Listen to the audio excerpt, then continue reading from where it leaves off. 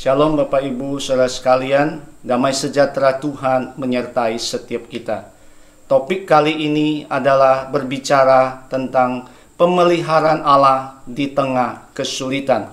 Yang saya ambil dari Keluaran 13 ayat ke-17 sampai 22.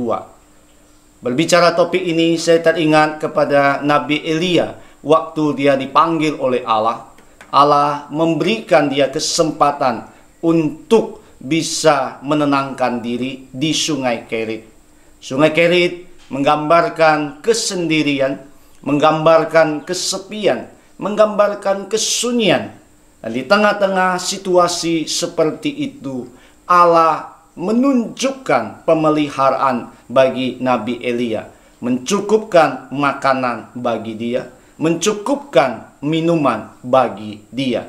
Dan akhirnya Elia sukses dipimpin oleh Tuhan.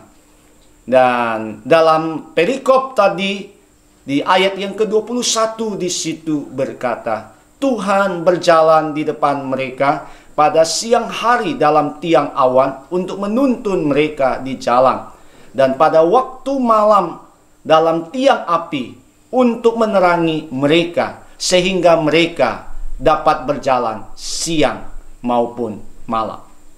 Saudara-saudaraku yang dikasihi Tuhan, padang gurun itu adalah masa-masa yang sangat sulit bagi Israel. Suatu perjalanan yang harus mereka lalui.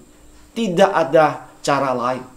Masa di mana mereka kehilangan banyak potensi di dalam hidup mereka. Dan juga masa di mana banyak sekali gugur pahlawan-pahlawan Allah dalam sejarah Israel. Padang gurun menggambarkan bagaimana sebuah keadaan yang sangat panas, yang tentu tidak disukai oleh banyak orang. Padang gurun juga menggambarkan kekeringan, di mana sulit untuk dilewati. Padang gurun juga menggambarkan keadaan yang terus berubah-ubah, yang seolah-olah sulit mendapatkan pegangan yang pasti. Padang gurun juga menggambarkan kesendirian, di mana banyak orang mengalami kesulitan dalam hidup mereka.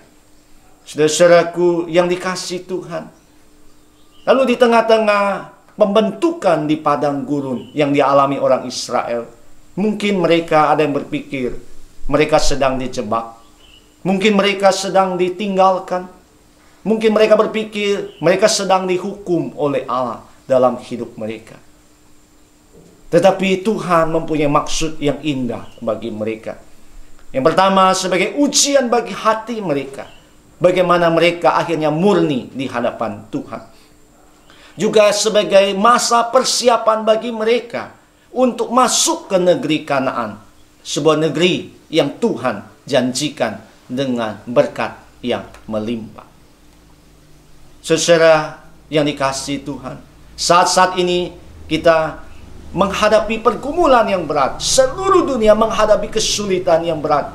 Banyak orang berduka, banyak orang sakit, banyak orang kesulitan makanan dalam hidup mereka. Seluruh dunia juga mengalami keterpurukan secara ekonomi. Banyak orang kehilangan pekerjaan. Banyak perusahaan tutup. Dan juga banyak orang dirumahkan.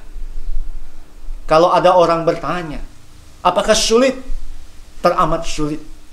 Kalau ada orang bertanya, apakah berat? Teramat berat. Kalau ada orang bertanya, apakah bosan? Sangat membosankan. Saudara-saudaraku yang dikasihi Tuhan, lalu bagaimana kita belajar dari firman Tuhan pada hari ini?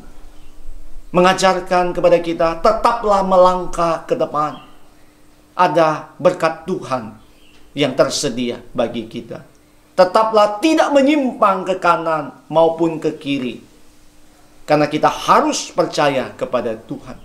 Tetaplah melayani Tuhan dalam seumur hidup kita, dan tetaplah berkomitmen untuk setia kepada Tuhan dalam seumur hidup kita.